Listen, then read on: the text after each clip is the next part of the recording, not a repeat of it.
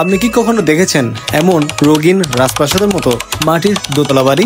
বিশ্বাস করুন, এটা কোনো রাজবাড়ি নয়, এটা নওগাঁর মৈনম বাজারের এক আশ্চর্য সৃষ্টি।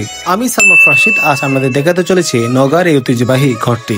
নওগাঁ জেলার মান্দা উপজেলার মৈনম বাজারে দাঁড়িয়ে আছে এই দৃষ্টিনন্দন দোতলা মাটির বাড়ি। প্রায় 200 বছর আগে 1823 সালে স্থানীয় জমিদার শারদা প্রসাদ রায় এই বাড়িটি নির্মাণ করেন। পুরো বাড়িটি মাটি, খড়, পাটকাঠি আর বাঁশের কাঠামো দিয়ে করা, তবুও সময়ের সাথে এখনো টিকে আছে অবিকল সৌন্দর্যে।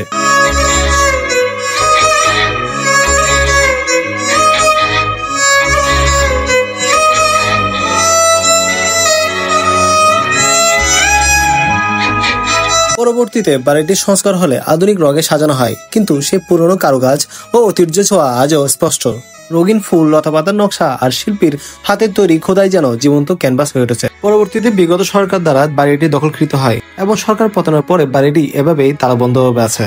তাই বর্তমানে দর্শনার্থীরা গেটের বাইরে দাঁড়িয়ে বাড়িটির সৌন্দর্য উপভোগ করেন। সবচেয়ে ইন্টারেস্টিং ফ্যাক্টর হচ্ছে, গেটে তালা থাকা সত্ত্বেও প্রতিদিন অসংখ্য দর্শনার্থী এই বাড়িটি দেখতে ভিড় করে।